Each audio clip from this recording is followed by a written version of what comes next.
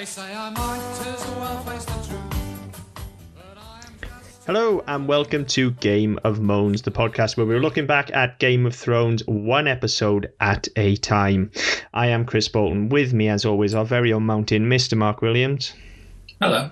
And we are close to the end, guys. It's season 1, episode 9, Baelor. Yeah, now first question, probably the most important. Did you manage to stay awake this week? I did manage to stay awake this week. For that.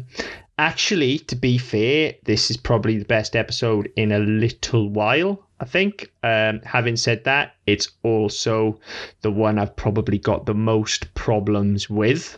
Yeah, this is the one I've been saying all the way through, and I've said since I watched it the first time around, this episode really wanged my chunk because there's no fucking need for some of the things to happen here, and they've really, it's for me, it's evidence of where the writers have gone.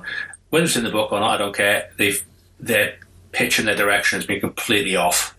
I very much agree that the direction is way off. I think we're also...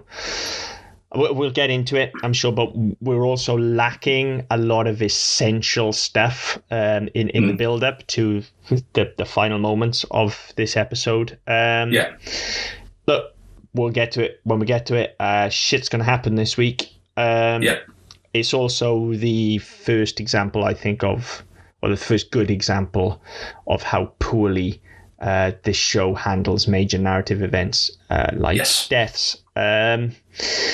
Let's dive in. We're going to have a lot to say about this one. I think it's a big week. So let's dive in. I mean, opening up, we get the incredible man with no chin again coming to see Ned. And this is actually, like, I think, good character work for Varys that we get here. You know, just laying down the groundwork to show that he is true neutral. He is not taking any side. He is on the side of the realm, as he very much says here. He is a true politician, and he is truly neutral, which he does pretty much hold to throughout the show, to be fair. I think that's fair. I mean, even because it does look in later seasons like he jumps around, but it's. I mean, we've talked about Jaime and sort of True North, and Varys is kind of that as well. If you think of sort of the what's best for the realm, what's best for Westeros is his. That's his guiding light. It may not be popular, and it may not sit with the ruling family at the time, or it may shift with policy or whatever, or with no particular events or whatever else. But it's always for the good of the realm. It's not a case of right. Well, I'm supporting the Targaryens, or I'm supporting the Lannisters, or the Baratheons, or whatever. It's what's best for Westeros, and I think he's probably one of the few characters who you can say all the way through is consistent. Yeah, I mean, other characters are mostly there, but they wobble slightly on occasion. And I think Varys is very much what's best for the realm, and we've seen it in this one already in this season, where there's an episode where Arya overhears him talking to somebody from across the Narrow Sea, and they're talking about killing the Hand and the fact that Ned's an honourable man, and they won't be able to do to him what they did to Jon Arryn. We already know he's playing all sides. But it's not for his personal gain. We never see that it's actually for any sort of gain for him. Yeah. I think he is consistent. I think this is the first time I think it's spelled out for us, just in case we haven't picked up on it. This is a good character moment for him and all of his chins. Yes, and I think, to be fair, that the only other character who really compares to him in terms of sort of the political machinations at this stage is Littlefinger. Yes, but Littlefinger has been painted very early on as a panto dame. He's there to get the laughs, and if in the meantime he's a bit weird, and he's a bit twisted, and he's going to be a bit of a shit. You kind of expect it. Whereas Varys, you've had nothing from him thus far, and this is the key point for me. This is probably the most important scene of his you'll have for a number of years. Yes, yeah. So he's having a chat with Ned, who continues to be stubborn and honourable to the point of absolute stupidity once more. But moreover, here he is absolutely just a selfish prick as well. Absolutely. He is essentially valuing his honour above his life, which, if he wants to do that, if he's a single man, that's fine. That just makes him stupid. But he has an entire family to support. So, but not just a family. I mean, if you think of what's going on elsewhere, and he won't know what's going on elsewhere in the country or in the Seven Kingdoms, but he would have to expect that his family aren't going to take it lying down. So all the people who are loyal to his family aren't going to take it lying down either. So he would know by being such a stubborn cock, he is bringing people to war. He is sending people to their deaths unnecessarily. Yes, absolutely. And Varys full out calls him on it as well. Yes. Varys says to him, "What of your daughter's life, my lord? Is that a precious thing to you?" Full out calls him on it, and Ned still just doesn't respond. We'll see towards the end of the episode that perhaps Varys has managed to talk some sense into him, but it's too little too fucking late, isn't it? He's just a idiot. Ned Stark's an absolute bumbling idiot. I've made my mind up by this point. Which is a shame, because the first couple of episodes, you really didn't think it was going to go that way. And I've got to be honest. I mean, when I first heard of this show, I didn't really know much about it. It was medieval, swords and sorcery type of shit. And I mean, you know what? Not my thing. And then you hang the fact they hung the entire promotion on Sean Bean sat on the Iron Throne. That was enough for me. I was like, you know what? Not interested. Not my shtick whatsoever. I'll pass. Yeah.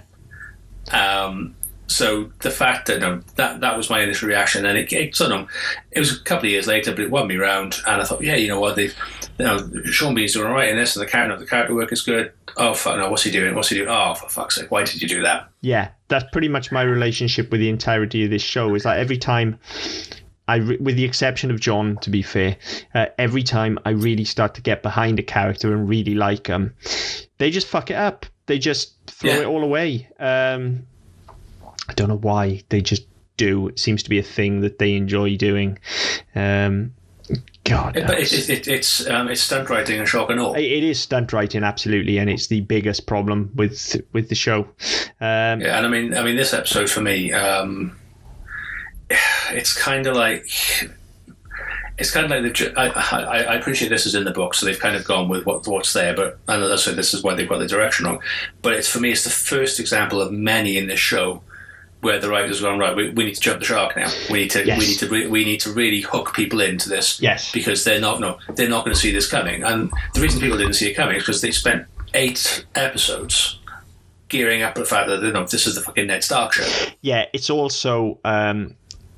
I mean, okay, yeah, I'm sure we don't need a spoiler warning here, but just in case. Well, actually, no, because it's this episode, so it's fine. Look, when Ned dies at the end of the episode, the problem for me isn't that he dies at all. And like you say, it's in the book, so okay, they want to do it. That's fine. You can kill any character you want as long as you do it meaningfully and as long as it means something and has weight. And the biggest problem, as I'll highlight as we go through here, is since Ned was taken captive 2 episodes ago, we've spent a sum total of about 5 minutes with him. Like, why should I care that they're about to cut his head off? Like the first 5 or 6 episodes, like, yeah, he was the main driving force for our show, and then they've just dropped him like a sack of spuds. Oh, they've completely thrown him away. They've entirely thrown him away, and they've gone, oh, well, yeah, his bit's done now. Exactly. Like, he was dead in the water 2 episodes ago, so this is just sealing the deal. As soon as he got arrested, as soon as Littlefinger put a knife to his throat and said, you shouldn't have trusted me, and that should have been it. He's there. He's in jail. He's going to be tried for treason. He's going to be executed because that's what you do with traitors. Yeah. And short of some magic reprieve where Rob's riding south with about 1 million men, which we'll come to later on, and because of the way Ned has been positioned from minute 8 of this show. So once you had that cold open with the White Walkers and the credits. Ned is your first man. Ned is the one they've pinned everything on. Yeah. And then they've gone, fuck it, we don't need him anymore. And even though they said that we spent the sum total of like 4.5 minutes with him, Rob is still riding south with the banners and with his army. There's going to be this big clash with Tywin and the Lannister army. There's all this scheming and plotting and lots of things going on to a point where you expect, because it's formulaic television writing at this point, you expect there's going to be some big standoff, and that's going to kind of swing it for him that he's going to get out, and he's going to go back to it being a Ned Stark show. Yeah. And that's fine if you do that. Yes, okay, it's fairly predictable, and that's certainly what I was expecting, because especially during the first season. But yeah, they kind of went the other way and went, you know what? Fuck it, throw him under the bus, and then everything we've set up in this series, everything we've tried to work for, especially the whole illegitimate bloodline and all that counts for fuck all. Now, again, I'm okay with that as long as you've done the work, and as long as there's somebody to pick up this thread, which there isn't, and as long as we care enough about Ned, which we don't, and as long... I'll save it. I've got a whole page of notes. I've specifically written at the top of the page, Ned's death. I've got a whole page of notes, so I'll save it.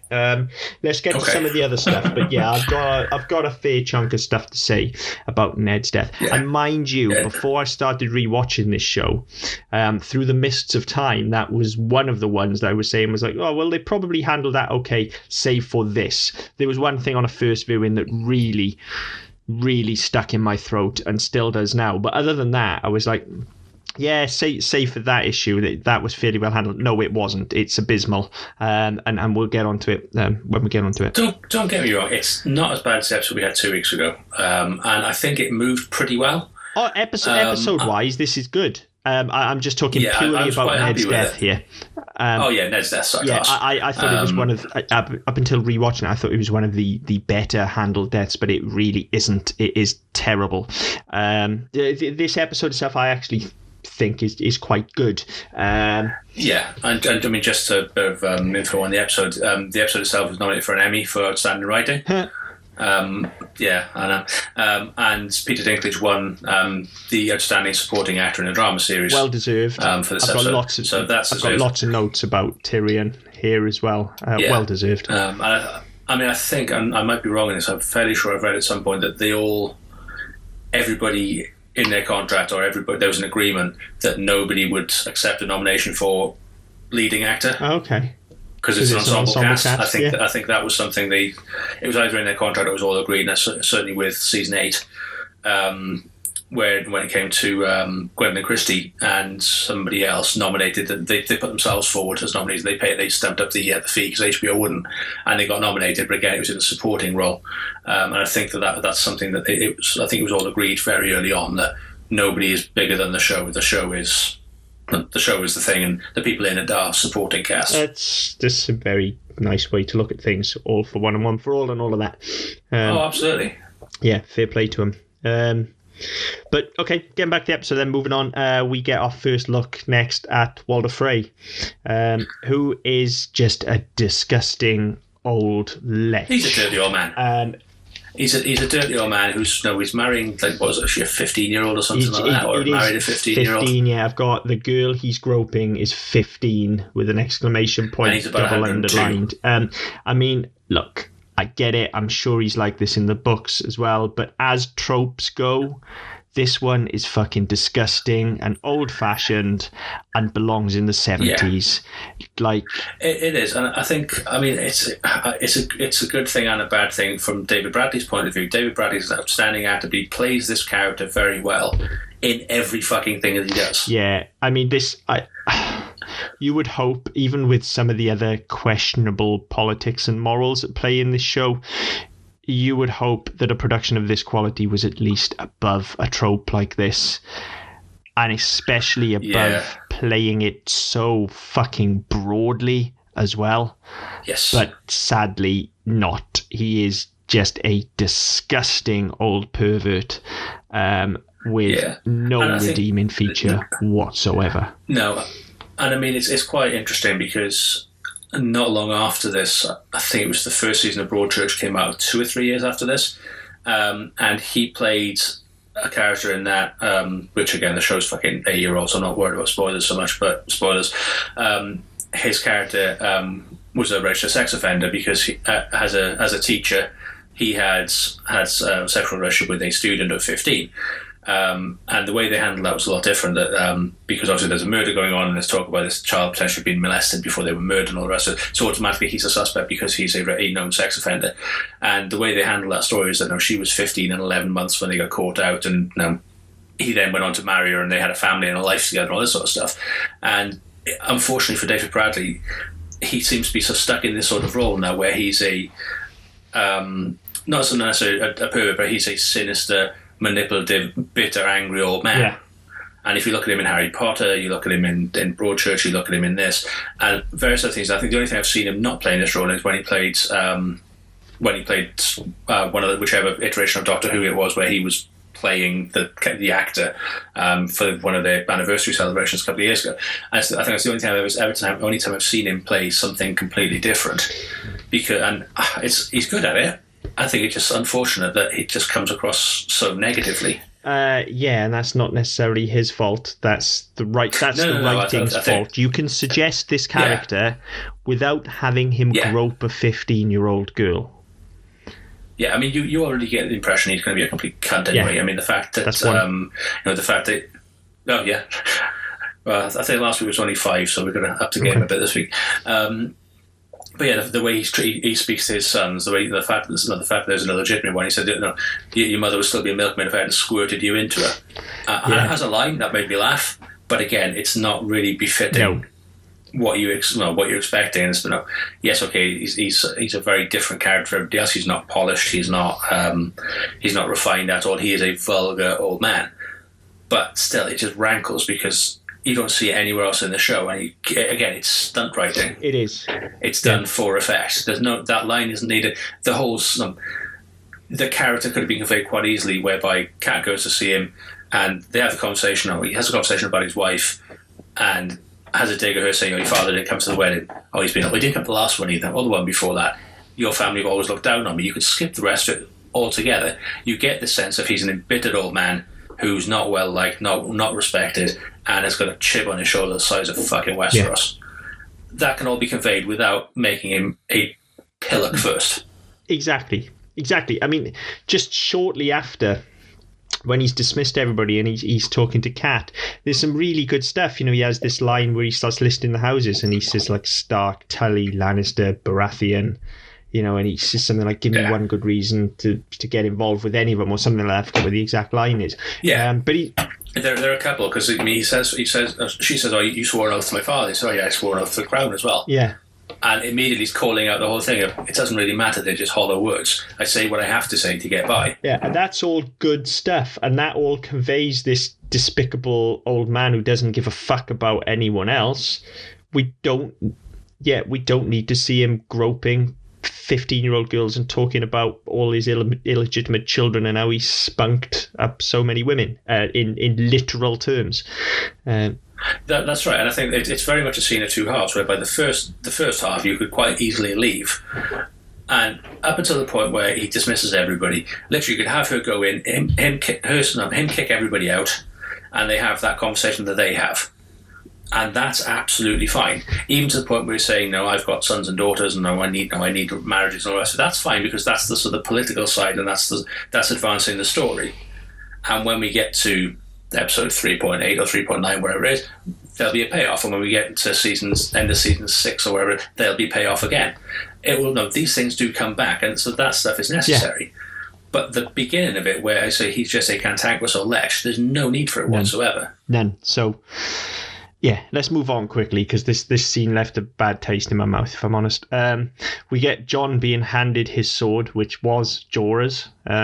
We find out it's Valyrian steel. It's a cool fucking sword. There's not much more to be said about it than that. It is a fucking cool sword.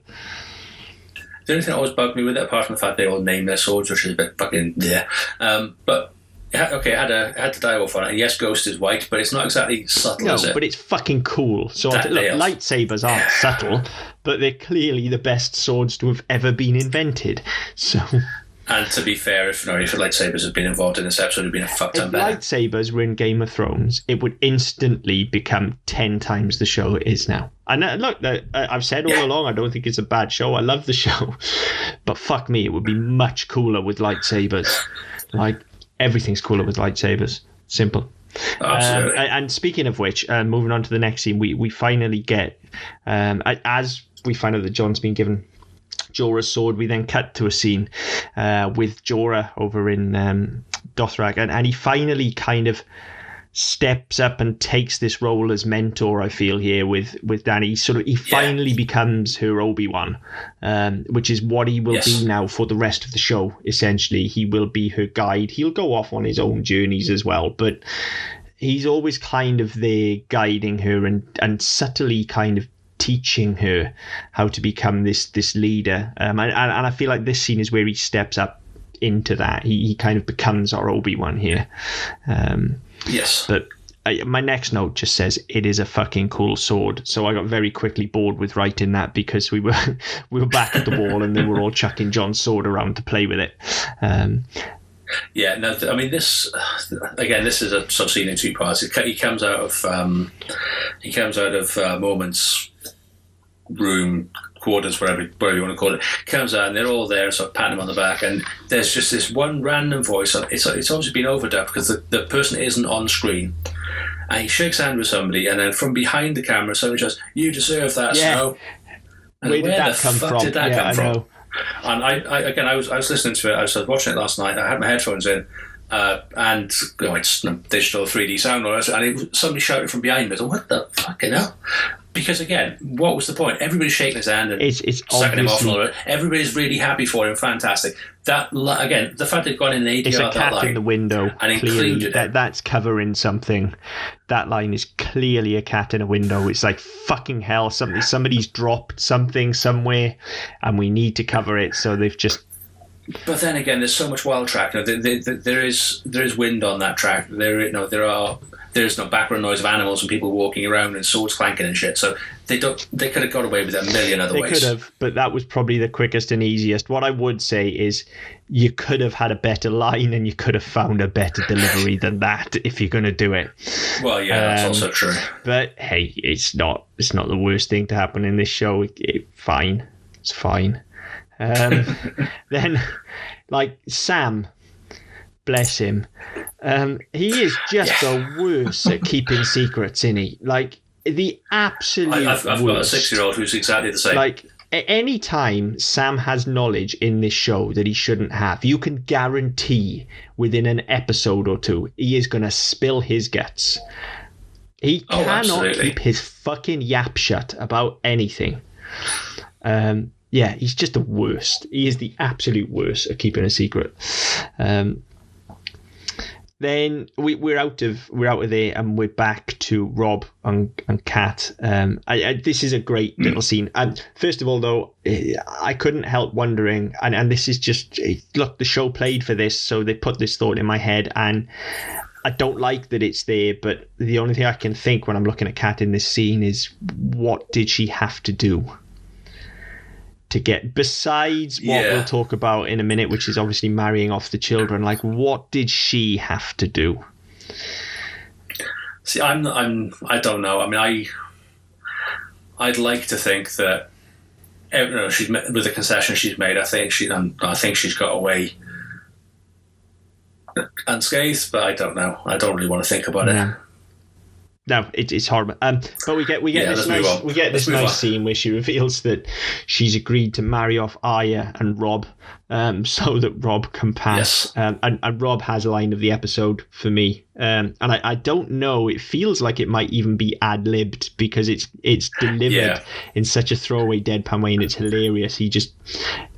Yeah, and it's so out of sorts with the rest of the episode as well. And he kind of just lets the scene play out and just almost as an afterthought throws out there, well, did you get a look at his daughters? But then she quickly bats it back at him as well and says, one, and pulls a face, like, she's not bad. So I guess it must have been in there. So one that's passable. Or if not, she's very quick at throwing it back. But the whole thing does feel very off the cuff, and it's an excellent moment. As I've said before, Kat reacting with any other Stark is just always fantastic. On her own, she gets under my skin a bit. Not so much. But whenever she's around her family, she's absolutely fantastic.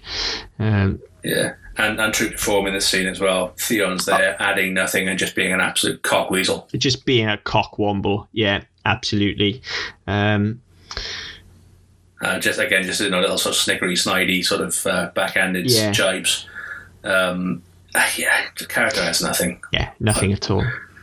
I mean, I don't like the way the character is written. I don't like what the character does, but I don't actually see the need for the character at all, to be honest. This would be a much better show without him entirely. Yeah, because they spent far too much time with him. Hate the little prick. But anyway, moving on back to the wall. I'm aware that I'm going through a bit of a lick here, but I know we're going to have a lot to say at the end. And in fact, this next scene I've got a bit to say about as well, because it's a little bit of a strange one. But first and foremost, before we do anything else, who the fuck is trusting the Maester with a fucking cleaver? I know, he's fucking blind. Yeah. Who the fuck gives him a cleaver? Who thought that was a good idea? Like, oh, yeah, I know. Well, I don't understand. But then we get his backstory, which is interesting. Yeah. Again, entirely pointless because it never goes comes up anywhere. again. Yeah, never goes anywhere throughout the show. However, it is just some interesting colour. It would be much better if at some point it meant something, but it doesn't. Yeah. And then I've just written, here comes the clumsy exposition, because here it comes as we literally... Now, this is why I find this scene interesting, because at this point in time watching the show, if you don't know what's coming down the pipe, and I mean in a few seasons' time, well, in many seasons' time, we are literally getting Ned's choice narrated to us. It is literally spelled out to us. Well, he must be feeling like this now because he could do this, and if he did this, then this would happen. But if he didn't do that, then this would happen. So what do you think he should do, John? Pause for an answer. Yeah. It's terrible. It's horrible and clumsy and disgusting and treats the viewer with no respect whatsoever. However, if we choose to look at it under a different light and we choose to look at it as foreshadowing, which is what I am going to do here, it's actually quite nice because Ned's choice here does mirror John's eventual choice, sort of. Kind of. I mean, because John's final choice, okay, spoilers for the final season. Okay, there's your warning. John's final choice, really, and it is the hero's choice, John. He does have to choose between his honor and his duty and the realm and the woman that he loves, in this case, rather than the family. But it is very similar, and the repercussions of that choice are being discussed here with John. As I said back in episode 1 of this show, when we started this show, and it's these kind of things that spurred us into action, really. Like, all of that shit that you all are moaning about in season 8, all of these mad or seemingly mad narrative left turns, they've been there. They've been there all along. They've been there since day one. It's here. It's in the writing. It's just very well hidden because the writing is generally pretty shit. Generally it is, yeah. And look, I don't know if this was intentional or not. We're talking some 8 years in the future. But just like the stuff with Ned, just like the look on his face, all the way back in episode 2, I kind of feel like they had some bits and pieces of this, or at least the inkling of where they wanted to go in their head when they were writing this shit. Because ultimately, even if they didn't end up there, then this line and this conversation still works. It's just horrible and clumsy, which is what it feels here anyway. Yeah. But watching it with knowledge of where the show goes, it is some very nice foreshadowing. We do see John's future in this conveation. And I mean, coming on to what we'll find out, I think it's at the end of season 6, about a choice that Ned has made in the past, where he's forced to choose between family and duty, and family and honor, as regards to his sister. And I think that, again, you look at that, and this is, again, it's all been set up very nicely at this stage in this episode, whereby you've had the conversation with Varys in the dungeon, you've had this conversation between Maester Aemon and Jon, and because it's so far removed, you don't really think about it. But actually, when you start thinking about the narrative as a whole and some of the key points that come up, you'd like to think there's a blueprint if you're writing a series of novels or you're writing a multi-year TV show anyway. You'd like to think there's some sort of plan for it. But they've played for this from day one. Yeah. Yeah, they have. It's there. So yeah, interesting scene, I thought. And then, as I say, we also get the backstory here of Aemon, and it turns out he's a Targaryen. So that goes fucking nowhere. Yeah, I think I'll try and get this right now. So he is Mad King's uncle, I think. I think that's how he spelled it out. You know me. Danny's great uncle, and where other parts of that family that we find out later on where they fit in, I don't fucking know, because it's really confusing. But again, it's that high fantasy, almost biblical shit of, I tune Micah out. begat Aemon, begat Aerys, begat fucking Jonah, begat Job, begat who gives a flying fuck anyway. Don't care, especially since it goes nowhere. So I don't think it ever comes up again, does it? Telling us in the first place. No, exactly. Apart from the fact it's supposed to dissuade Jon from running off and trying to join the war effort, does fucking nothing. No. So then back we go to Dothrak, and Aquaman's in pretty bad shape. He's been hurt. It's framed here as being Dany's fault, because of course it is, because that's this fucking show for you. And now the men will not follow her because this is all her fault, stupid woman. It's her fault because she caused the fight in the first place, and then she let the witch put her hands on him. And obviously, the fact that he has an infected wound is the witch's fault, not the fact it wasn't fucking cleaned properly. Yep. So leeches, bitches. Yeah. Essentially, the fact that Drogo has a fucking temper and rules with fear, and is a bit of a brute, if we're honest. That's all Dany's fault. I fucking love him, though. Yeah. Oh yeah, he's fucking awesome. But look, that's his character. It was nothing to do with Dany. She lit the fuse. That's all she did. They're his own actions. But no, not here. This show's politics don't allow that. So there you go. We get an entirely pointless scene with Tywin and Tyrion at the table talking shit. But any scene with Tyrion is good. Although, when he gets up and storms away from the table, they missed an opportunity for a good comedy beat. He should have come back and grabbed the wine and then stormed off. I mean, I did think it was quite interesting. There was quite an interesting line, actually, whereby Tywin tells Tyrion that him and the savages, or the wildlings that he's brought down from the Vale, will be in the vanguard. And Tyrion's response is, surely there are easier ways to kill me that aren't detrimental to the war effort. I thought that was a really nice line, because Tyrion knows exactly what the point is. He knows what he's doing, and he knows that Tywin is doing it intentionally. But he's still, it's still this sort of family thing whereby, you can kill me, that's fine, but you've still got a war to win. Don't piss away your chances just to punish me. Yeah, it's not a bad scene. It just adds very little, I think. I quite liked it, because I think, given what comes later on in this episode, where Tyrion, Bronn, and Shay are playing a drinking game, I think that, again, we've never really seen much of the background of their relationship, and that will grow over the next couple of years. But I think it's an interesting starting point of, up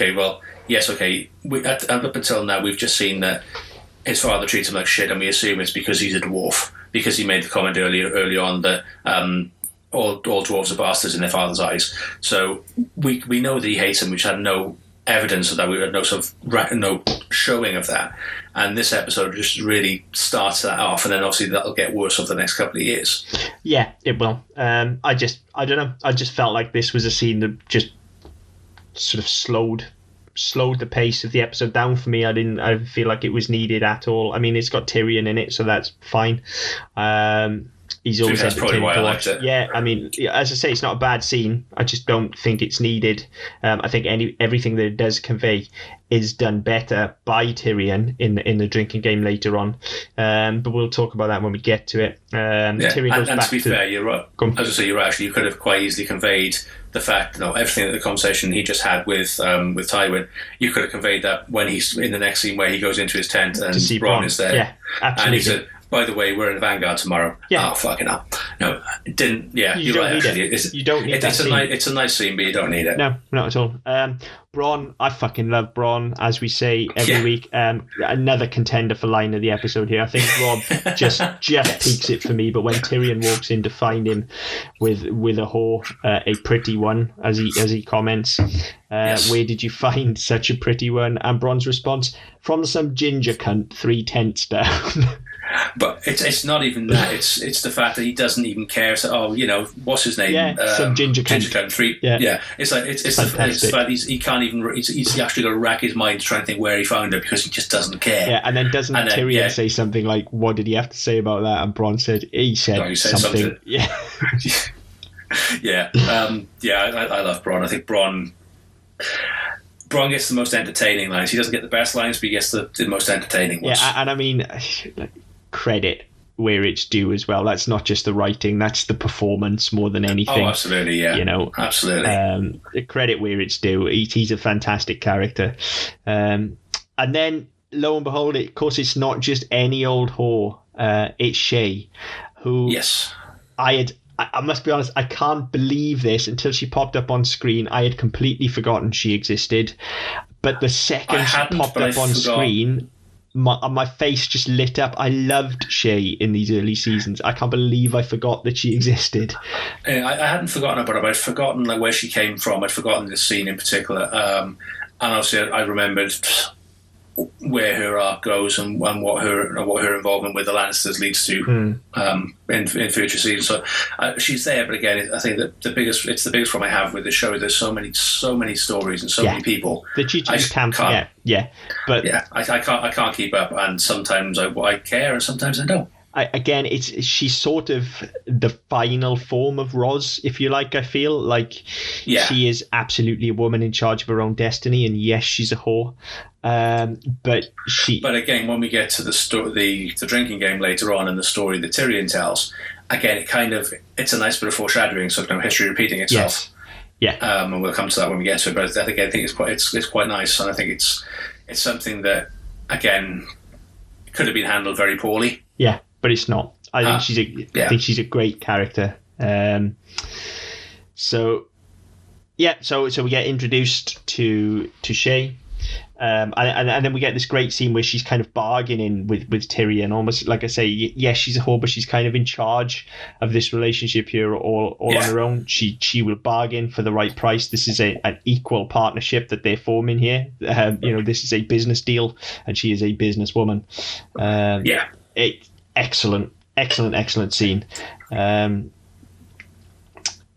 that's contrasted really when we go back over to Dothrak and all that good stuff that's been done is quickly undone again with the attitude towards Dany here.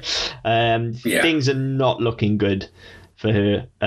There's almost like this mini battle for the throne going on over there now that kind of mirrors what's going on in our main storyline, which is quite nice. That mirroring as a B story is good. That's a good narrative technique. I like that. And again, I think it's handled quite well insofar as all we've had all the way through is the Dothraki as savages, and they infight and they kill each other on a regular basis and all the rest of it. And this is the first time we've really seen any of that, whereby it's they recognise your husband is their leader, but if he dies, they will kill you and your unborn son. Yeah, because they're not going to want any potential claim to their leadership. Somebody will take over, and they will kill you just so your son cannot grow up and overthrow them. Yeah, and sorry, go on. As I say, it's nice because all of a sudden we see we've had so much politicking and so much bullshit over in King's Landing that it's actually quite nice to see it handled in a different way. It is. Whereby, yes, it's all still political, but it's not just a case of, this particular tribe of savages and this particular tribe, like we're getting with the men of the Vale, or the Moon people and the fucking Moomins and the Button Mooners, whatever the fuck they are. All these people. Oh, that's such a better show. Yeah, oh my god, I really want to see like the Moomins and then Mr. Spoon and Mrs. Spoon and Tina Teaspoon all just having a running battle at each other, and then the clangers can pop up riding soup dragons. There's a potential who wins there. Oh my god, I really want to see that show. And then you just got fucking Wombles popping up in the middle of the battlefield, and then everyone runs away because Wombles. Oh man, that's a much better show. You've probably lost me for a little bit here now as I mull over which quite possible. I might have to carry the show for a little bit, so sorry everybody. But yeah, it's quite nice because even where you do have these wildlings and these quote unquote savages, even they're embroiled in the politics and the tribal side of it, whereas you don't get that with the Dothrakis. We are one tribe, that's fine, but if the leader dies, then fuck it, somebody else is going to come in, and we're not going to have an election. We're going to rip each other's fucking throats out. And it's a stark contrast, and it's really nicely done, I thought. Sorry, I'm still there. Like, I've got this image now of Zippy as fucking. It's just Zippy is the Theon Greyjoy of this show, isn't he? He's the annoying cunt that no one likes. Two. Yeah. I'm not having that. Zippy's awesome. Well, he's cooler than Theon, but he is the annoying cunt that no one likes, isn't he? There's three. Yeah. Dude, Malaria is cooler than Theon. Yeah, very true. I suppose Zippy is a bit too cool, but he is very crass and loud. Oh, absolutely, yeah. Annoying. But then lots of people in the show are, not just Theon. Yeah, I guess so. But anyway, we'll move on from that. You're dead right in everything you're saying. That's actually what I was about to say when I cut you off. I do kind of prefer this little mini battle that's going on over here to what's going on, even with the question of politics. But we do take the turning point here again. We get this. We keep getting these glimmers of the strength in Dany and what she's going to become, and we do get it here as well. But before we get that, we get more of Jorah just being fucking awesome, where obviously Dany's being threatened, and he just puts his hand on his sword and says, "Mind your tongue." And the look he gives to the Dothraki Horse Lord or whatever he is, just the look. Yeah. Just such a fucking Batman move. Just the look that he gives him, like he's going to take the guy apart if he even takes a step forward. And then, of course, they do proceed to fight. And he's not all that good, to be fair, is he? No, he's not. And I mean, realistically, had it not been for the fact he had his armour on, he would have been fucking killed. He'd have lost a kidney. Yeah. But again, that's a nice throwback to earlier on, where they're having the sword and the armour conversation. When they find out that Dany's pregnant. So I quite liked most of the stuff in this area right up until you get to the whole. Yeah, it's good, and you get the line from Dany as well, where they tell her that without Drogo she's nothing, and she doesn't back down from the challenge at all. She meets the guy's eye line stone cold and just says, "I have never been nothing," and just really like, come on, if you want to try me, then come on, pal. Because I'm not this fucking meek little girly girl that you think I am. And I love that side of her. Now she sort of says, I've never been, I'm the blood of the dragon. Yeah. And he's like, all the dragons are dead. Well, they're fucking not, are they? And you just know, her entire manner is, well, they might be, but I'm still fucking here, sunshine. Yeah, exactly. So that's really awesome. good. Awesome. And then we get, again, interesting. Now, I've got to talk about this for a little bit. So we're moving into the realm of blood magic here now. So Dany is essentially allowing blood magic to be performed on Drogo in order to save his life. Now, again, I had forgotten about this, which annoys me because in a few seasons' time, some shit will happen, which I argued with people very passionately about, and it's right here that this blood magic, this bringing people back to life or saving them from the brink of death, has been in the lore of the show from the start. Now, I do have a slight issue with it because it does essentially give you a golden bullet whenever you need it. Oh, absolutely, yeah. But as long as there is cost to that and it can't be performed willy-nilly, then I guess you can balance. I'm not crazy on the idea of bringing people back to life and stuff, and this comes from somebody who fucking reads comic books on the reg, so I should be used to this. But, but again, it's there. What I'm saying is it's quite there. Nicely handled. So, it's there, and it's quite nicely handled in this one. I quite like. It's not nicely handled as much as the writing, but it's nicely handled in terms of the delivery, whereby Dany's kind of mopey, you can't let him die. You have to. So she's at the end of her rope. So no, there must be some magic you can do. So there's magic. It's blood magic, and it has a cost. And she's like, no, it comes at a cost. And her initial, does it cost my life? Yeah. And the witch, the sorceress, whatever you want to call her face is like, no, you stupid bitch, just bring me a fucking horse or something. I just need blood. I don't care whose it is. Just give me blood. And it's just such a dismissive. No, just bring me his horse. And I love that. I thought that was great because again, it's interesting for Dany because again, we've seen her sort of grow in this season quite well. She appeared very submissive very early on, and she's sort of grown into a sort of very forthright young woman to a point where she's, I'm willing to sacrifice everything for this bloke because he has become so important to me and to my child. My child will need a strong father, especially after Jorah has sort of already told her that once Drogo dies, she's kind of fucked anyway. So she's willing to make that sacrifice. Sort of. All of this stuff is great over here, though. All of these decisions make sense, and this power play makes sense. It's all good stuff. It's logical, which you can't really say for most of the show. And we do. This is the bit actually. I think where Jorah eventually throws down with the Horse Lord, but we do get another great moment from him there as well, where he goes to stop this happening, and he again just puts his hand up and says, "No further, Horse Lord." Like, don't you fucking back your shit up, mate. You slow your fucking roll or you are going down. Of course, Dany ends up getting shoved to the floor, falling over whatever she does, and goes into labour. That was fucking fast. Even for this show. Like... Well, the thing that got me with it is that she doesn't... I don't know if it's all the fucking bodices and all the rest that she's in, but she doesn't actually look like she's showing. And like, literally, it must be what? A month, if that. Well, I'm not sure because, I mean, again, time is kind of fluid in the show. But, I mean, we found out in episode 4, this is episode 8, so, I mean, episode 9, so you could be talking 6-7 months. I mean, there's no time frame for all of this, unfortunately. If that's the case, how long was Tyrion in jail and shit, like, well, we don't know. I think that the fact they've had to move people around and shit like that, it's very difficult to gauge. And I think that it was a big criticism. I think it comes to the end of season 5, whereby certain characters are in different places seemingly at the same time because there's no logical passage of time whereby they can be in one country and then be on a completely different continent in the next scene. Yeah, it's. So I mean, I think they rely partly on the fact that because it's not all together, it's not all continuous.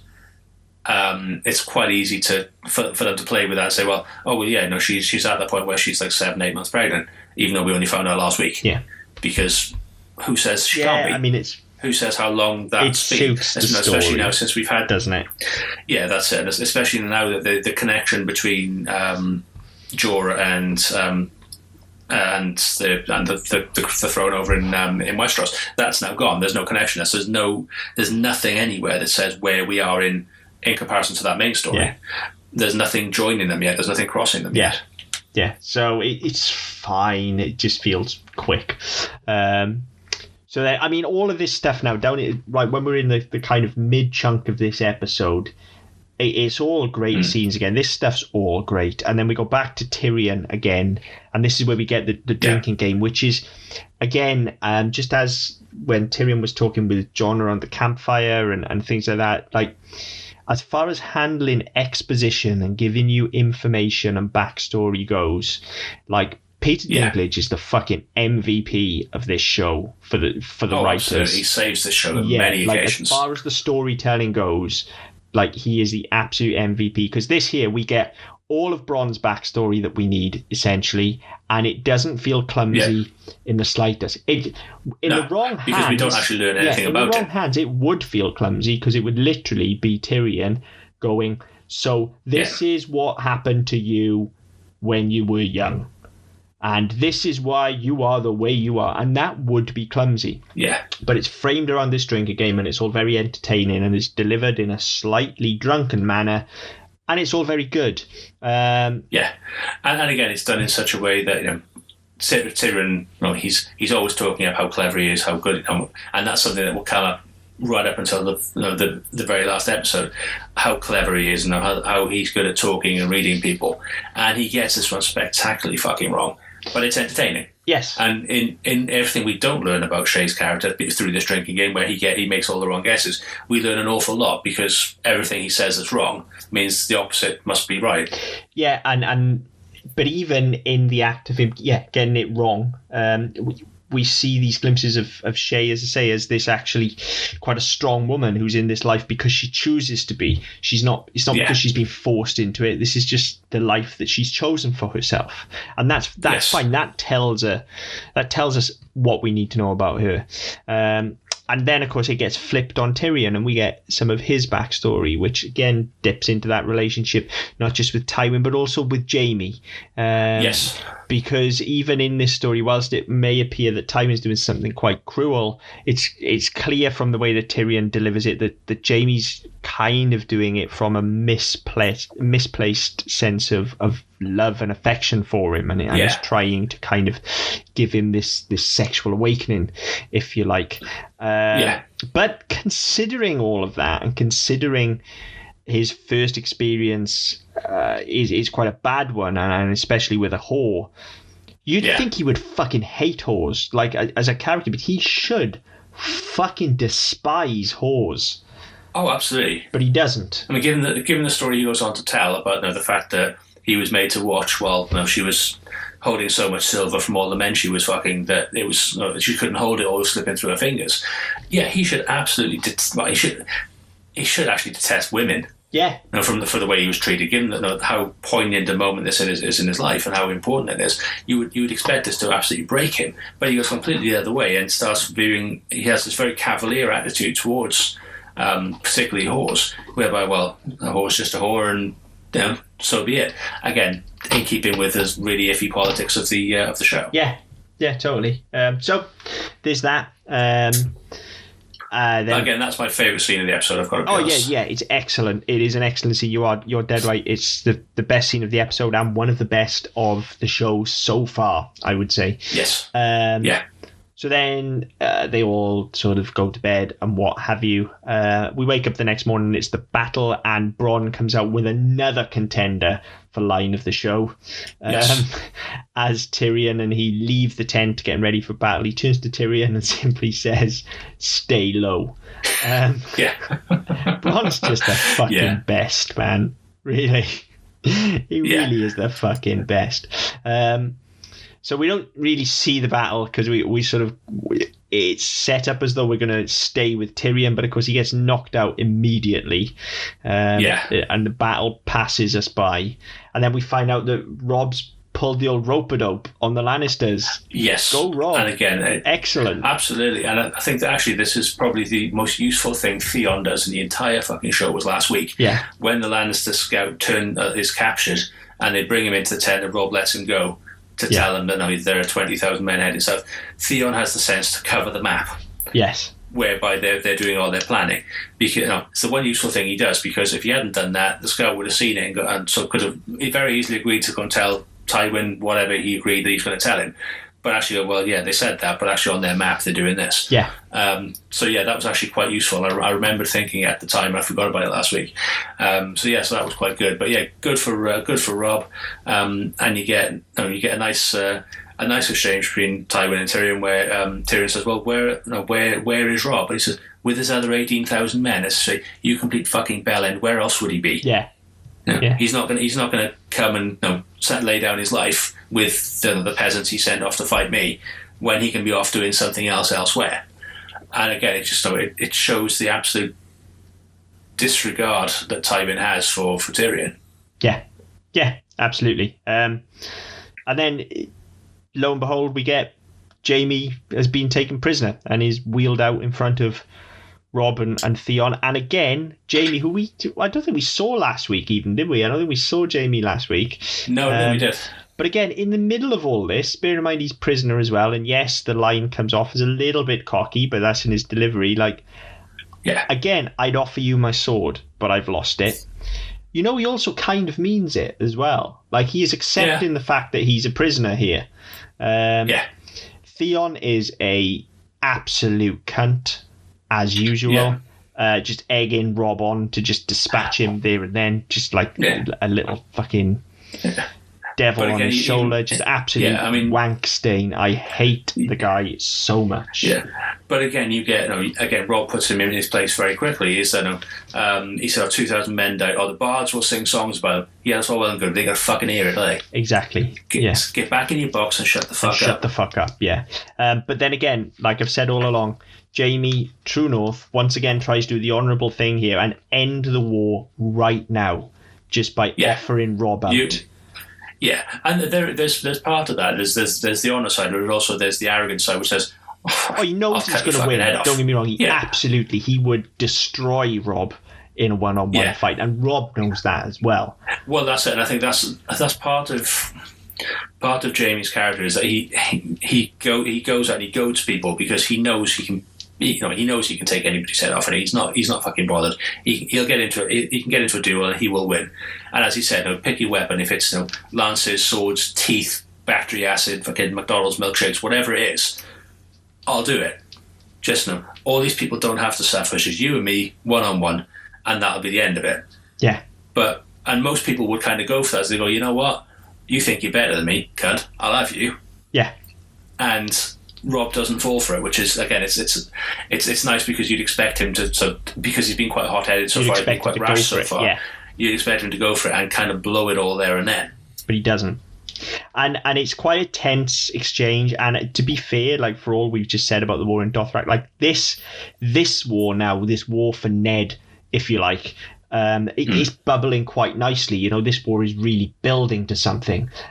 But at the expense of us spending time with Ned is the problem. So the whole reason they go into war is Ned. We're not spending any time with him. So I've been completely overlooked. Why the fuck should we care about any of this? Like, we can't honestly say that we feel that Ned's in peril, even though that we know he is, but we're not seeing it. We're not seeing him suffer at all. We're not. It doesn't appear like there's any urgency to get him out because we don't know that he's suffering, really. We've just seen him have two conversations with Varys while he's been fed and watered. Well, that's it. We don't see him. And I mean, realistically, at the end of last week's episode, Joffrey kind of agrees to let him, to pardon him, well, not to pardon him, but to not kill him, because at Sansa's request and all the rest of it. He looks like he's softened, and then that's reiterated at the start of this episode where Varys kind of says, Sansa's life's in danger as well. Why don't you just, give up your honour and your valor. Tell him that make your confession, save her life, and they'll let you go. No, the queen knows you're. Was it a tame wolf is better than a dead one? I think is the line. Again, all implying that he's going to be absolutely fine. You can go off and live your days at the wall. We'll take your money, your titles, and all that sort of shit off, which you don't care about anyway. You've never cared about. That's evident in your character from day one. You don't care about the riches, the fame, the glory, and the rest of it. You just want to live out your days in the fucking frozen north. Absolutely fine, no problem. Go piss off up to the wall, and that can be your life, and that's absolutely fine. So there is no urgency because we've already been told more than once that that's what's going to happen. Yeah. Yeah, nothing. So the fact this war is coming is kind of, well, what the fuck's the point? And then, just as it's bubbling nicely, and Rob's fighting to free his father, that's what's urging him forward. And we've just come off the back of that, and we can really feel this kind of forward momentum that Rob's going to save his father's life. So what happens? We cut to the next scene and off him completely. Thereby, essentially, and relieving all of that tension because Rob's too late. Simple as that. Yeah. What's the point in the war now? He's too fucking late. Yeah. So, but and this is my whole problem. I say it's in the book, so I mean you've kind of got to go with it, and obviously it's the direction that George R. R. Martin wanted to go in the first place. But this is my problem with, as I said, all of the positioning of the Starks in this show. This is the Ned Stark show from the very start. Everything is geared up to this until he's been chucked in jail and completely missed out for the last 2 weeks. This has been his show, and you're always waiting for he's found this. So we know now that he's found Robert's bastards. We know that he has identified the fact that none of Cersei's children are actually Robert's, so none of them have a legitimate claim to the throne. We know that he has identified a rightful heir and has contacted him. So we know that all of the Ned Stark story is going to carry on because there's so much has been done already. And we've put so much stock in where we've already aligned him positively, we've aligned the Lannisters negatively, with the exception of Tyrion, who kind of skirts between anybody and everybody because nobody really likes him. Nobody wants him where he is. But the Lannisters don't want him because he's a dwarf and he's an embarrassment. All the rest of it. The Starks don't want him because, as far as they're concerned, he's the criminal who arranged for somebody to try and kill Bran. So he kind of doesn't fit anywhere in that mold. But you've very much been positioned as two warring families, which are going to take this show for the next however many years it's going to run. And then by offing Ned and having Joffrey perform this massive we've talked about this of his character transplant. We've seen glimpses of him being a fairly stupid character, a fairly annoying character. We've seen some of his immaturity, his naivety. We've never seen his cruelty to such an extent that we do here, where he's like, yes, my mother and my lady Sansa say I should give him clemency and let him live his life in peace at the Wall. Fuck that. I want him dead. Fucking kill him. Yeah. For no reason whatsoever. Then, shock value. Simple. It is. It's stunt writing, and it's obviously it's from the book, so it's the author is guilty of this, and you can't even blame the showrunners for this. But it's just the entire pacing of everything up until this point. I'd like to say the book is about, I don't know, 1 million pages long or something like that. So they'll have spent the time and built up the rest of this world accordingly. No, yeah. The show hasn't done that. The show has gone, this is your show, this is the story we are telling. It's the story of Ned Stark and how Ned Stark goes through point A, B, C, D, E, F, all the way through to Z, Z, Z, Z, Z. He does all the work, and this is how we get to the end of the show. But they even built their marketing on the fact that this is Sean Bean sat on the Iron Throne, his sword down him, leaning his head against it. He's weary, he's tired, all the rest of it. They've sold this show as the Ned Stark show from day one. And then they've completely thrown out the fucking window. Yeah, now... And this was the first time this was the first time I said, fuck it, I'm done. I didn't say fuck it, I'm done at this point. That would come much, much later. This was the first time I did it. I still carried on watching every time. And even now, this is probably the one that annoys me the least, and it annoys me more now than it did, as I say. But you are right in that this is obviously an author problem rather than a writer problem or a director problem. However, as we have said several times already, this is an adaptation. Now, I'm not saying you don't kill Ned. Obviously, you do. That does need to happen to drive the narrative forward. Oh, yeah. It's absolutely critical to the narrative. However, but how you choose to handle that is down to you. And this is handled very badly. Like, to start with, this scene, we open with Arya begging for food. Yes. And then I can see that the intention is probably to try and frame it all through her eyes. But it just doesn't work. What actually happens is then she gets shepherded into the crowd, and we see Ned up on the stage there. But because of that, there's been no weight. Where was his entrance? Where was him being marched up to the podium? Where's the weight of Ned's problems? Because we just don't feel it. No, that's right. They did this so much later on. I think it's season 6 where they have Cersei doing her walk of shame. Yes. Yeah. And she's walking through. Again, spoilers for stuff that's way in the future, and by the time we get there, you'll have forgotten about it anyway. But her hair is cut off. She's being marched through the streets, stark naked. She's having things thrown at her. Her feet are bleeding because she's walking on the stone floor. We see that from the second she leaves the set where she's being held, all the way back to where she's handed over to Jaime and the Kingsguard. Yeah. And we feel it all the way through. We feel it. Now here's, and it's uncomfortable to watch. It's because it lasts about 4 or 5 minutes. I think. Yeah. I know it's uncomfortable to watch, but you watch every second of it because you want to see what's happening to it. We don't get that here. We don't get that. This is a non-event. This is framed as a non-event. Now, I understand the intention. Okay, and this is where it really goes wrong. I understand that the intention is to frame it in such a way that this is how it affects Sansa and Arya, and this is through their eyes because Ned's off, and this is about how Ned's death is going to affect Arya. So we're going to stay with her, and we're going to lock in tight to her, and this is what her father's death is going to do. I understand that. The problem is in the execution of that, we don't get to spend any time with Ned, and we haven't spent any time with him over the last 2 episodes, so it just doesn't feel weighty at all. And so when his head eventually rolls, again, Ned dies off screen. Okay? Now, again, if this is to do with Arya, and it's supposed to be, because the camera is locked on Arya when Ned's head rolls. But she doesn't fucking see it. No, that's right. So it means nothing. Now, Sansa sees it because she's right there. Yes. We don't see her reaction. Yeah, she's got a front row seat. We don't see her reaction. We see her reaction to. We see the reaction to the sentence. Her screaming, you can't do this. Let him go. You've made a mistake. There's something wrong.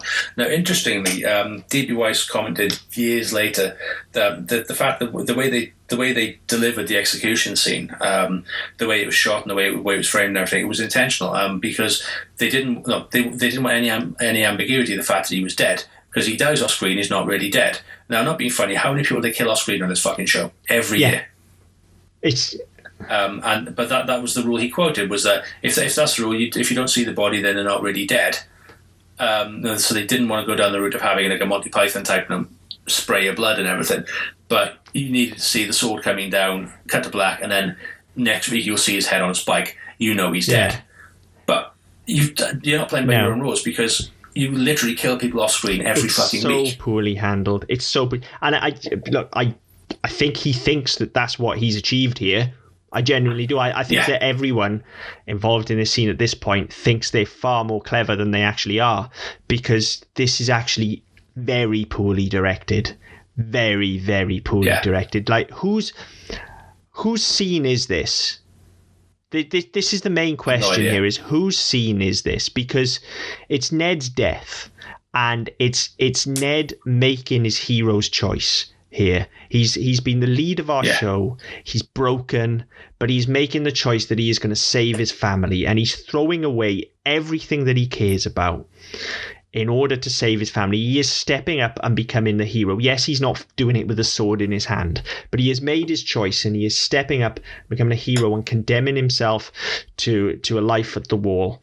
Okay, he's broken. This should be Ned's scene. Yeah, we should see Ned die, and then we go and see how Arya and Sansa react to it, and we get their reactions, and we see them break down, or we see them get angry, or we see them do whatever the fuck they're going to do. But it should be Ned's scene. Now, they appear to have decided that it needs to be Arya's scene. Okay, let's play that through. The scene certainly starts with Arya, and we follow her through the sort of marketplace or whatever it is. Okay, so I understand. Then we're framing this as though it's Arya's scene. But then she doesn't do anything. She doesn't run up to the stage. She doesn't protest. She doesn't cry. She doesn't... and this is completely out of character for her as well. Like, Ned sees her sort of hugging the statue, and they lock eyes, and then he kind of nods to his man, like, look, just I don't want her to see this. So she willingly allows him to hide her eyes. That is not her character. No, it's not. I mean, and you see it from the second that Joffrey condemns him to death. She's off that statue. She's got her hands on the needle, and she's trying to push her way through the crowd. She gets about 3 paces in, and then, is it Yoren, the Night's Watch guy? Joran, something like that. Yeah. He intercepts, says, no, look at me. Stop. Don't look at that. And she's seen this guy for all of half a second 4 episodes ago. Yeah. So she doesn't know who the fuck this guy is. Apart from the fact he's all dressed in black, and he could be anybody. But she's there, and he grabs her, and he's embracing her. He's holding her in, holding her head so she can't look. All this sort of stuff. And then she has it. She will have heard everything going on, but she can't see anything. And then she has a good bit of a cry, and she hugs herself in a bit further. Completely pisses on what she's going to do for the next 8 years. Yes, because she should have broken away. She needs to see that. At least, yes, this is the key. If she had seen it, it would be fine. But this show does not understand how to handle the weight of a death. No. It's as simple as that. This death is monumental. Okay, this is our show's lead dying. This should feel monumental, and everybody that sees this should be changed by it. Everyone should feel this. And I think this is the problem in general, is that I don't know how many people died in the show, about 56 million. I think it's the population of a small country died in, well, not even a small country, the population of a country died in the show over the years, and with all the wars and all the rest of it. Fine, fantastic, great. I quite like a bit of bloodshed, quite like a bit of fighting, yeah, great, fantastic. However, the more significant the character, the shitter their death. I totally agree. Totally agree. Because there's not enough nuance in the writing to go, actually, this is what we need this death to do. Other than just kill off this character and get them out of the way, or to drive this part of the narrative. Driving narrative is one thing, but driving character is completely different. And this death in particular, given the fact that Arya spends the next however many years it is working on a list of all the people who've wronged her, people like Cersei, Joffrey, Ilyn Payne, who she never gets to come back to. This is pivotal. If this doesn't happen, Ned doesn't get killed, then this list doesn't happen. She gets to go home and play in swords and all the rest of it until she grows up, and then she'll grow up and go off and do what young ladies are supposed to do, because that's the world you're in. Yeah. So this is pivotal for her character, but she doesn't even fucking see it. No, she's not there. No, it's like, look. Here, I'm going to fix this scene for you in 30 seconds. It's easy. Go. Okay, Ned, we stay with Ned walking through the crowd. He takes to the stage. You stay behind him and you see Arya at the statue. Okay, Ned's horrified, sends his man in. Okay, she initially goes to the guy. The scene plays out. Joffrey says he's going to die. We get Sansa's reaction. Oh, by the way, Sophie Turner does not know how to play this scene at all. I feel really bad for her because she's awful in this scene. Yeah, the direction's not there. Yeah, the direction's she not there. She really at all. doesn't know how she should be playing this scene, and it's not her fault. No. Anyway, so Ned does his piece. Joffrey orders him killed. Okay, now at this point, Arya needs to try and break free. Okay, eventually your man just restrains her. The sword's just about to come down. It can be on the back of Ned's neck, just about to come down, but he needs to lock eyes with Arya. The last time we see Ned Stark should be just before that sword hits. Yeah. Then we cut to Arya, her eyes go wide, and you hear it cleave through. Cut to black. Done. Yeah. The scene is fixed. That is not 33, difficult. But we did have a segue in the middle. That is basic stuff. And look, if you like, kudos for trying to do something else. I understand what they tried to do, but fucking hell did they screw it up. Yeah. Like, terribly. This scene is awful, and it's just one of many, many awful deaths. I mean, luckily it's very early on in the show, and I just don't think that we've spent enough time with Ned for me to be that annoyed about it. However monumental it should be, I'm just like, okay, he's fucked off now. We won't hear about him really for the next 7 years other than in passing, because they never do really come back to this much. And unless they're at Winterfell, they never really... And then it just tends to be a throwaway line. Like, this is very quickly... After next season, really, this is very quickly forgotten about. And then, you know, the fact that they juxtapose it with Rob's speech just totally invalidates all the good work they've done in this episode up to this point in building the war up. I've got to there's some stuff written as well at the time. I think it was a reporter called Maureen Ryan from AOL TV. As she was saying,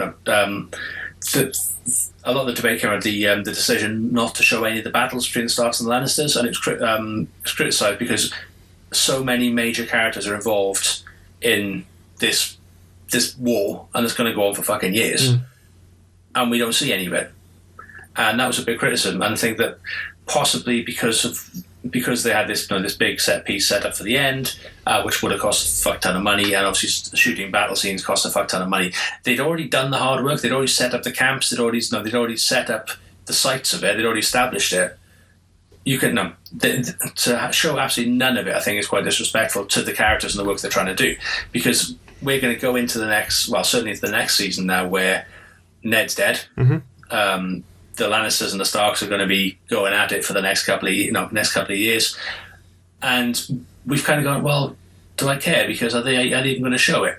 Yeah, they've kind of thrown away the start of it straight away. I can appreciate that battle scenes cost a shit ton of money because you need a load of extras, you need effects, you need stunt people, you need to make costumes for all these people, you need to make armor, give them swords and all this. I appreciate there's a logistical nightmare behind that, but it's so important, and the fact that the Starks have kidnapped Jaime is so important to what happens in the next season.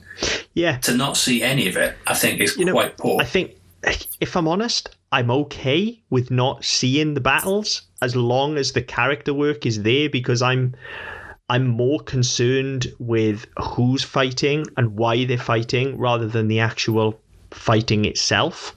And which is why, as I say, I quite like that we didn't see any of that initial battle, because Tyrion got knocked out, and then, next thing we know, we're seeing. I'm fine with all of that because you can suggest it just as well, and the performances help that to happen. I'm okay with that, and as I say, I actually think that war was bubbling over nicely, but that can only work. That can only work if you put all of the character work in and it all means something. And when the very thing that they're fighting for is just thrown away so crassly, it means nothing. Yeah, it does. However, looking at this, again, I've got the wiki page open in front of me because that's where I do all my research. The IGN Awards and the IGN People's Choice Awards gave this episode... it was nominated for... It won Best TV Episode and was nominated for Best TV Episode in one and the other, and it won Best TV Twist in both categories. It's not a twist, it's a complete fucking reversal of writing. It's not a twist because that implies it's planned and it's been thought out properly. Yeah, I mean, I'm not sure it can really be a twist in as much as it was already in the source material anyway. But I mean, I think it's this, and maybe that award was partly to blame, and certainly, sorry guys if you're listening and you disagree, but certainly the audience is to blame, because this thing caught fire all of a sudden around here because for some reason nobody was expecting Sean Bean to die. Like, really, where have you been for his career? Well, yeah. But I think that's it. And again, I think a lot of that's the positioning and the fact that this entire show was sold on Sean Bean. But then I think because it caught fire and it went over so well, I then just think this team isn't clever enough to realise that, that was a fluke, essentially. We managed to dupe people. And I think they just became victims of their success and all of the increasingly fucking bizarre narrative decisions that are made in this show and the increasingly poorly handled deaths are just because they are arrogant enough to tell themselves that this is what the audience want and aren't we clever? No, guys, you're not at all. Especially when you get to these big shocks and these big quote unquote twists, people start to see them coming. Yeah, I mean, it's one thing to say, it's one thing to in your first season when you're trying to establish yourselves to kill off your main character, but to try and do something of that level every year, to try and do something that's so shocking every year, and then to repeat it at the end of season 5 by way to kill off your main character. Yeah. Fuck me, it just doesn't work because people see it coming. So then the audience start turning on and say, well, hang on, this is predictable. We know what's coming because you've done it twice before. Yeah, and it's not...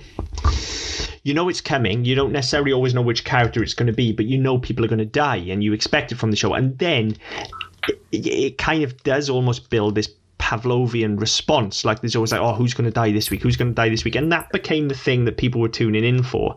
And at that point, the snake started eating its own tail. And problem is, as they've just shown, they've never been good at handling this stuff from day one. So when they actually start eating their own tail, it just gets worse and worse and worse because they start to actually lose track of what the hell they were trying to say in the first place and just concentrate on, how gory can we make the death this week and who's going to get their tits out. That's what I was going to say. Yeah, it became more of... It became more how elaborate the deaths could be. Yeah. It became Mortal Kombat, essentially. Yeah. I mean, it wasn't... The story didn't build itself to it. I mean, we'll get to Ramsay later on, but a lot of choices around his character were done just to shock people. Yes, I agree. And it just doesn't. Again, talking about Theon not really adding anything to the show, and his absence being entirely passable. You could quite easily do the show without him. There's so many characters like that. The way they've just gone, they've taken them from the book because the books are a million pages long each, and there's a lot of source material there. So they've kind of we can build this in, and we can get another absolute dickhead out of this, and then we can treat the audience like shit to a point where they won't see this coming, except they fucking will, because people aren't as stupid as a lot of writers give them credit for. And it took 8 years for the audience to finally stand up and say, okay, we've had enough. Yeah. I mean, don't get me wrong. I mean, I disagreed with the petition to refilm season 8 with look, they made what they wanted to make. You need to accept it. Yeah, they made what they wanted to make, and people worked fucking hard on this show, whether you like it or not. People worked very hard, and the people who made it made a product they were proud of. Some of the cast have had a few grumbles about their characters' ends, stuff like that, but that's always going to happen. But no, by and large, the cast, the crew, everybody involved has come out and said, I'm really happy with that. I was part of a very successful show. It ended the way that we feel it should have ended. It ended in a natural way, ended in the right way, fine. All the problems people see with it, we don't see those, and we're not really up to discussing those because, quite frankly, people have missed the point. And I think that was entirely disrespectful to say that, no, the entire thing needed to be scrapped, because that's just ridiculous. And that was never going to happen. I mean, what fucking idiot thought that was a good idea? That said, there are lots of missteps from episode 1 all the way through to episode 73 or 72, however many there are, whereby you go, actually, yeah, this is all kind of building to the same thing. These same problems are going to come up time and time again. Yeah. And one by one, people will start tuning out. So by the time you get Ned's death, people go, oh, fucking hell, right, okay. By the time you get the Red Wedding, by the time you get the Bastards, all these things, they just they're bigger in scale, because I think they realise that actually their significance is less. Yeah. So it's style over substance, and I think that becomes more and more evident as we get through towards the end of the show. I totally agree.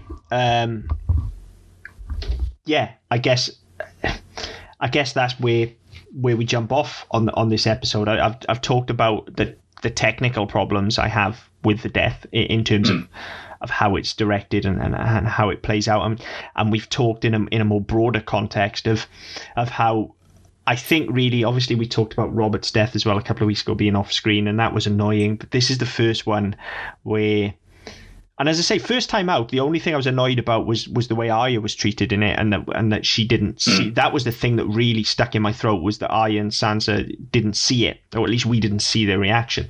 That was the thing that stuck in my throat first time out. Other than that, I was like, oh yeah, okay, that one meant something, because it, as you say, it had an effect on the show moving forward, whereas some of the other deaths don't. But no, watching back, it's just as bad as all those other ones. It's very poorly handled. It doesn't carry any weight whatsoever. Maybe there's a certain amount of because I know it's coming as well.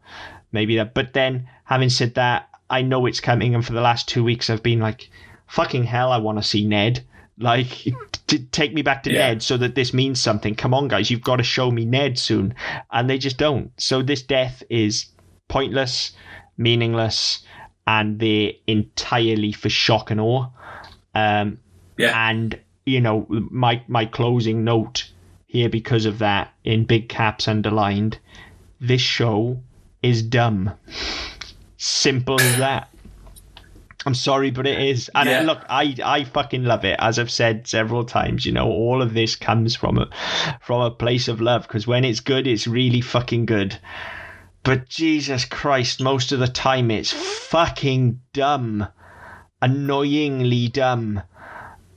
Yeah, I think that's fair. And yeah, unfortunately, you've talked in the last couple of weeks, and I think you mentioned it today as well, that, you know, when you get to later seasons and you start sort of nostalgizing about the earlier years, this is what people are referring back to. And if you go back and look at it, A, in terms of how it's put together and sort of what you can read into it, and B, the significance it's supposed to have had on later years. Yeah, dumb is probably the right word. Yeah. So yeah, it's dumb. My summation then, general thoughts as we normally do. Yeah. Actually, this is a good episode. There's a lot of good scenes. But Ned's death is just totally mishandled, which lets it down. So as we said, that is a fucking monumental event. and it just needed more weight. Yes. Like we needed to spend more time with Ned. We needed to be on that stage with him. We needed to see him choke on those fucking words, you know? Yeah. And we need to see him lock eyes with both of his daughters. Like, we need that. We need that for it to mean something. And we really need to see Sansa's reaction, because she fucking saw it. Yeah. And she's been so vocal as well. I mean, because obviously she's been played and she's been part of the politics, unwillingly so, but she's been part of the politics from a Lannister side. There's a really interesting point. There's a really good point from her next week. It's a scene she's in next week, which again, it defines where her character is going to go. And I think that's important. But because we don't see, we always see is her hysterically shouting, "No, don't do it, don't do it." It kind of sets her on the back foot. So anything that she's going to do next week, we don't know if she's going to be snivelling and crying. We don't know if she's going to be vengeful and bloodthirsty. We don't know if she's going to be just completely self-centered and self-absorbed as she has been all the way through the show. We don't know how it's going to go. But we've had no hints, because there was nothing between her and Ned, or between her and Arya, or between her and anybody else. Her reaction, it's damn. You're going to set me off again. Sorry. I'm just going to sit quiet and let you finish. It just boils my piss. This stuff in this show really boils my piss. It's so dumb, and it shouldn't be. Like, the amount of money and the amount of talent involved. How is no one on that set going, "What the fuck are you doing?" How is that not happening? How is this getting through a fucking writer's room? Like, but I think the problem is because the people who signed the checks were also the writers for a lot of it. It's very difficult. Piss. Yeah, I mean, they want to come out there thinking they did a bad job. They want to come out thinking it was a bad episode. There may be others they prefer, there may be others that think it worse, but they want to come out and think, well, that fucking stank the joint out, we just had to get something out. Yeah. So, I mean, I don't know. But again, people worked hard on it, people produced the product, and I think that's fucking all power to them. I just think that for large parts of the 8-year run of this show, 8.5-year run of this show, fucking hell, it's just poorly handled in a lot of places. Really fucking is. It really is. But look, other than Ned's death, honestly, this is a fucking great episode. Yeah. It really is. We get a lot of good stuff for Jon.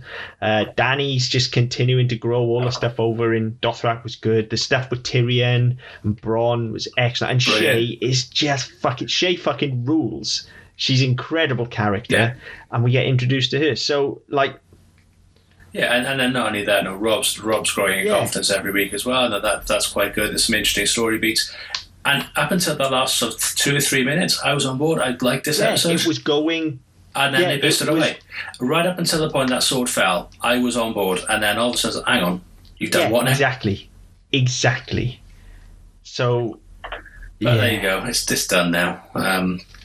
We could probably rant about this one for quite a while, so it's probably a good time to draw a line under it, to be honest. As always, if you disagree with us, if you think we're speaking out of turn, then please, we're up for discourse. Like, totally up for discourse. I'm always interested in other people's viewpoints. So, absolutely. I mean, we come on here to talk about this because it's something we want to talk about, but we quite happily talk to ourselves because we do it most of the time anyway. But if you want to talk to us about it, you want to have that conversation, tell us we're wrong, tell us we're idiots, go for it.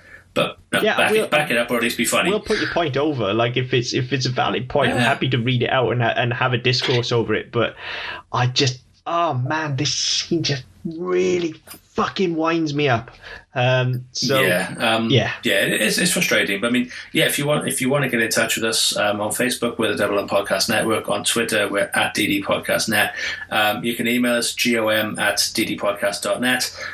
Get in touch. Let us know what you think. By all means, have a conversation. If you just want to tell us we're idiots, go ahead. You won't be the first, you won't be the last. If you're entertaining, we'll read it out on air. If you're not, we won't bother. Get in touch. Let us know what you think. But thankfully, next week it's the end of the season. So we've got one episode left, and then we're going to have a bit of a break over the summer because fuck me, I think we've earned it. I'd say so. Yeah, I think it's been a long time coming. So next week is episode 10, which is called Fire and Blood. Again, some interesting things coming up next week, but we'll talk about it then. But until next time. Game over.